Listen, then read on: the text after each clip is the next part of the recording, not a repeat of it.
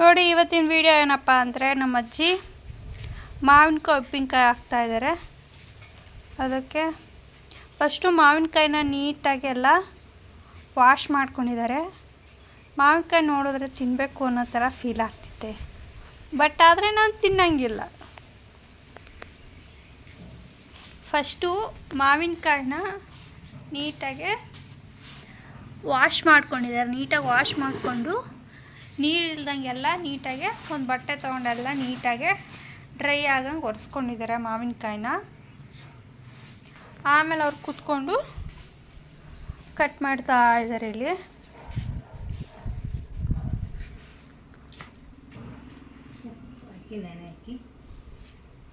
ಈ ಥರ ನೀಟಾಗಿ ಕಟ್ ಮಾಡ್ಕೋಬೇಕು. ಅಂದರೆ ಆ ಥರ ಶೇಪ್ ಏನಾದರೂ ಕಟ್ ಮಾಡ್ಕೋಬೇಕಮ್ಮ, ಅಷ್ಟು ದಪ್ಪನೇ ಇರಲ್ಲ ಅಲ್ಲ.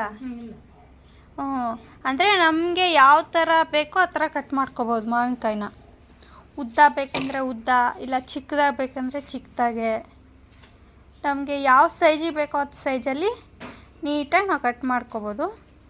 ನೋಡಿ ಈ ಥರ ಹಿಂಗೆ ಕಟ್ ಮಾಡ್ಕೊತಿದ್ದಾರೆ. ಈಗ ಹಿಂಗೆ ಕಟ್ ಮಾಡಿಕೊಂಡು ಇಷ್ಟು ಮಾವಿನಕಾಯಿನ ಇದೇ ರೀತಿ ಕಟ್ ಮಾಡ್ಕೋಬೇಕು. ಒಂದೇ ಮಾವಿನಕಾಯಿ ತಿನ್ನಮ್ಮ.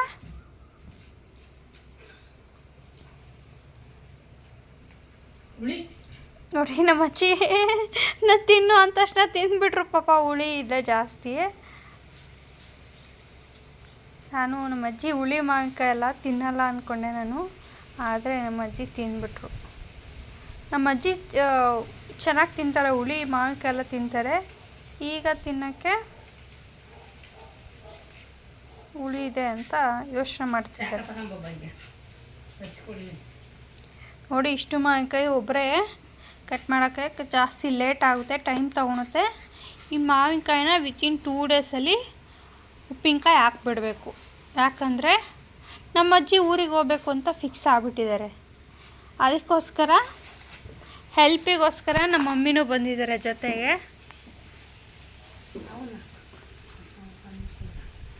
ನಮ್ಮ ಮಮ್ಮಿನೂ ಕೂತ್ಕೊಂಡು ನೀಟಾಗಿ ಎಲ್ಲ ಕಟ್ ಮಾಡ್ತಾವ್ರೆ.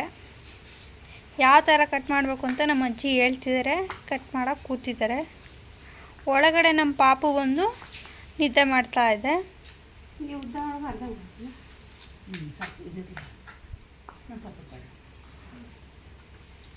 ನೋಡಿ ಈ ಥರ ಹಿಂಗೆ ಉದ್ದುದ್ದ ಕಟ್ ಮಾಡಿದ್ರು ಕೂಡ ಏನು ತೊಂದರೆ ಇಲ್ಲ. ಅಂದರೆ ಇದು ಡ್ರೈ ಮಾಡ್ತಾರಂತೆ ಮಾವಿನಕಾಯಿನ, ಅದರಿಂದ ನಾವು ಯಾವ ಥರ ಕಟ್ ಮಾಡಿಕೊಂಡ್ರೂ ತೊಂದರೆ ಇಲ್ಲ.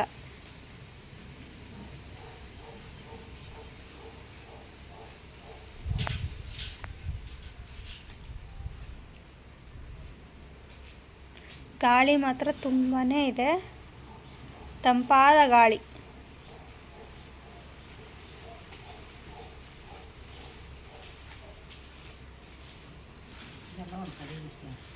ಈ ಥರ ನೀಟಾಗೆಲ್ಲ ಕಟ್ ಮಾಡ್ಕೊಂಡು ಒಂದು ಸೈಡ್ಗೆ ಹಾಕೊತಾ ಇರಬೇಕು.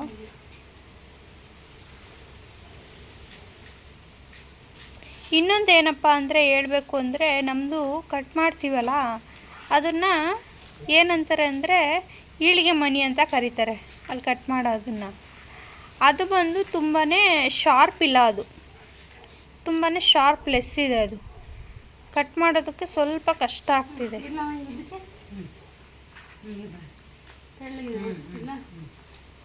ನೋಡಿ ಈ ಥರ ಹಿಂಗೆ ಸ್ಲೈಸಿಯಾಗೆ ಕಟ್ ಮಾಡಿ ಹಾಕಬೇಕು. ನಮ್ಮ ಅಜ್ಜಿ ಒಂದು ಕಡೆ, ನಮ್ಮ ಮಮ್ಮಿ ಒಂದು ಕಡೆ, ಇಬ್ಬರು ಒಂದೊಂದು ಕಡೆ ಮಾಡ್ತಾ ಇದ್ದಾರೆ.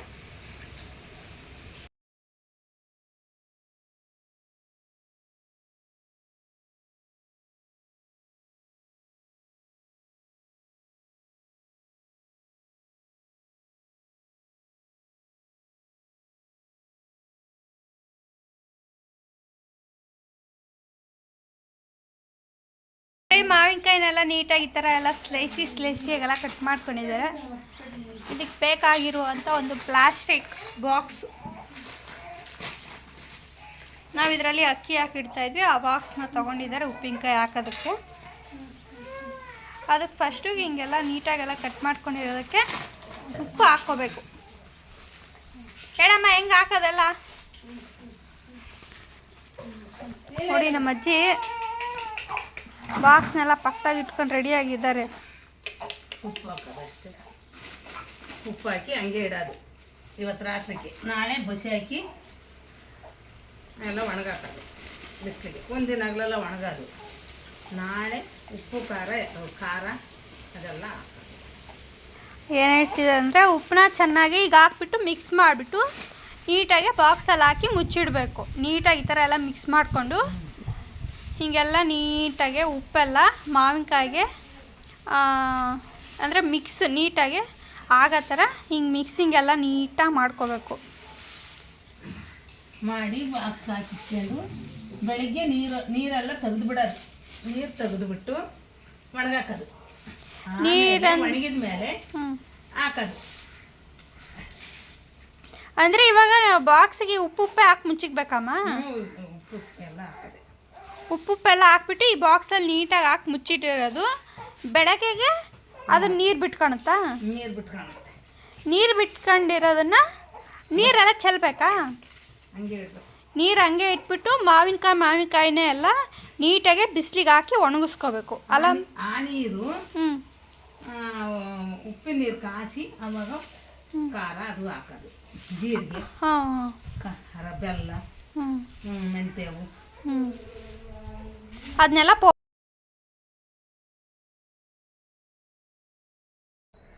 ನೆನ್ನೆ ಎಲ್ಲ ಕಟ್ ಮಾಡಿಬಿಟ್ಟು ಎಲ್ಲ ನೀಟಾಗಿ ಉಪ್ಪು ಹಾಕ್ಬಿಟ್ಟು ನೆನೆಸಿಟ್ಟಿರೋದು. ಇದು ಈ ಥರ ಇರುತ್ತೆ ಎಲ್ಲ ಕಟ್ ಮಾಡಿ ಇಟ್ಮೇಲೆ. ಇದರೊಳಗಡೆ ಕೆಳಗಡೆ ನೀರೆಲ್ಲ ಬಿಟ್ಕೊಂಡಿರುತ್ತೆ. ಹೆಂಗೆ ಅಂದರೆ ನೋಡಿ ಕೆಳಗಡೆ ಉಪ್ಪಿನ ನೀರು ಕೆಳಗಡೆ ಇರುತ್ತೆ. ಈ ನೀರನ್ನು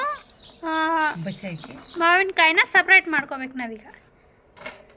ಅದಕ್ಕೋಸ್ಕರ ಒಂದು ಟೂತ್ ಬ್ರಷ್ ಇರುತ್ತಲ್ಲ ಎಲ್ಲರ ಮನೆಯಲ್ಲೂ, ಆ ಥರ ಇದಕ್ಕೆ ಇದಕ್ಕೆ ಹಾಕ್ಕೊಳೋದು.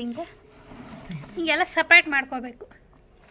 ನೀರು ಮತ್ತು ಕಾಯಿನ ಸಪ್ರೇಟ್ ಮಾಡಿಕೊಂಡು ಬಿಸಿಲಲ್ಲಿ ಒಣಗಾಕ್ಕೋಬೇಕು. ನೋಡಿ ಮಾವಿನಕಾಯಿ ಇವಾಗ ಕಟ್ ಮಾಡಿಬಿಟ್ಟು ಎತ್ತಿಟ್ಟಿದ್ವಲ್ಲ, ಈಗೆಲ್ಲ ನೋಡಿ ಅವತ್ತು ನಾವು ಕಟ್ ಮಾಡಿದ್ದೆಲ್ಲ ಮಾವಿನಕಾಯಿ ಉಪ್ಪಿನಕಾಯಿ ಎಲ್ಲ ರೆಡಿಯಾಗಿದೆ. ಇಷ್ಟ ಆಗಿದೆ. ಉಪ್ಪು ಖಾರ ಹಾಕೋದು ತೋರಿಸೋಣ ಅಂದ್ಕೊಂಡೆ. ನಮ್ಮ ಅಜ್ಜಿ ಹಾಕ್ಬಿಟ್ಟಿದ್ದಾರೆ ಮುಂಚೆನೇ. ಅದರಿಂದ ನೋಡಿ ಈ ಥರ ಹಾಕ್ಬಿಟ್ಟು ಒಂದು 2 ಡೇಸ್ಗೊಂದ್ಸಲಿ ಈ ಥರ ಮಿಕ್ಸ್ ಮಾಡಿ ಇಡ್ತಾಯಿದ್ರೆ ಅದು ಉಪ್ಪು ಖಾರ ಎಲ್ಲ ಚೆನ್ನಾಗಿ ಇಟ್ಕೊಳುತ್ತೆ. ಒಂದು 15 ಡೇಸ್ ಬೇಕಾಗುತ್ತಮ್ಮ. ಒಂದು ವಾರ ಬಿಟ್ಬಿಟ್ಟು ಈ ಥರ ಉಪ್ಪಿನಕಾಯಿ ರೆಡಿ ಆಗುತ್ತೆ. ನಾವು ಹಾಕ್ಕೊಂಡು ತಿನ್ಕೋಬೋದು. ಒಂದು ವರ್ಷವರೆಗೂ ಆದರೂ ಇರುತ್ತೆ. ಇದು ಸ್ವಲ್ಪ ಇರೋದ್ರಿಂದ